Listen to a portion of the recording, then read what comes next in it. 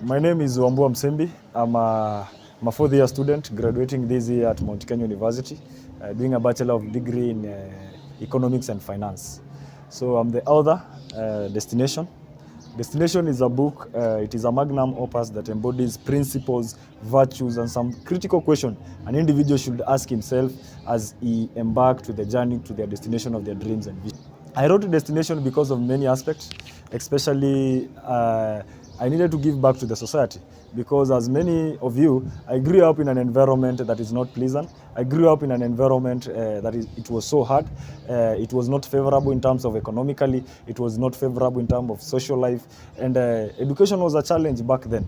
But regardless of all this, I broke all those barriers and rose to higher education level.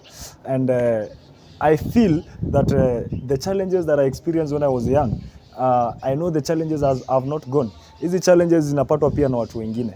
Hizi challenges pia kuna vijana kama mimi wanapitia wakati nilikuwa napitia ule wakati mgumu.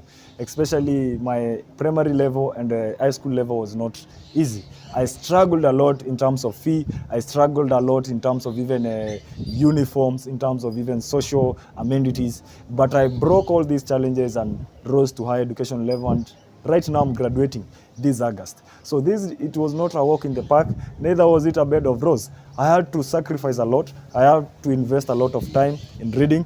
I had to build capacity in becoming a good student. I have to leave other things and focus on education because that was the only thing that I could depend on. For me to write this book, I took 2 months to write it. I dedicated a lot of time, especially in terms of writing and also in terms of typing. So I dedicated my 2 months and I published the book. So for me to publish this book, it costed me a lot. It costed me more than 100,000.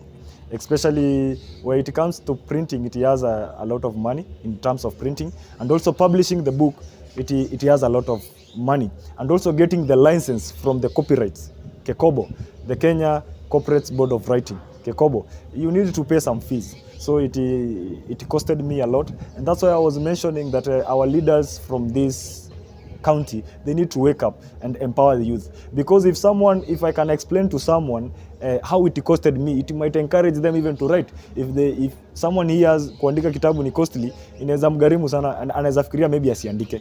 So hiyo pia imekuwa challenge in terms of finance to facilitate the book, and also resources za kuandika. Unapata I was writing on a book, but hapa Innovation Center hakuna zinaitwa hizo ma laptops zenye unaweza enda utumie maybe, ama hizo ma machines zenye unaweza enda utumie at your own time utype. So unaona hata Innovation Center yetu inahitaji kukua empowered to have such facility. And I felt I need to write a book by the title Destination, because I believe many of us need to arrive to the destination of their dream and vision, to arrive to the destination of the dreams I had as a small boy, to the dreams that I had once upon a time. And today I can proudly say that I've not arrived fully, but I have arrived somewhere. And I feel that there is someone back there that need to arrive to their destination.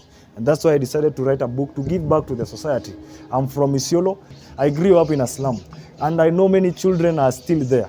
But this book, it is like a beacon of light that if you read it, it will give you some of the principle. I never thought I would write a book, but until now I believe that I started writing.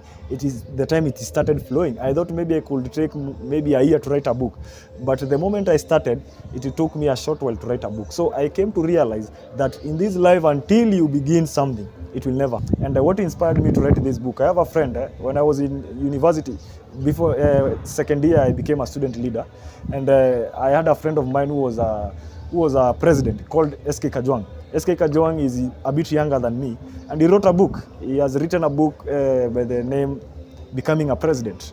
And he inspired me a lot that I can also write that book and also give back to the society. I used to think that writing a book isn't vitu za wazee.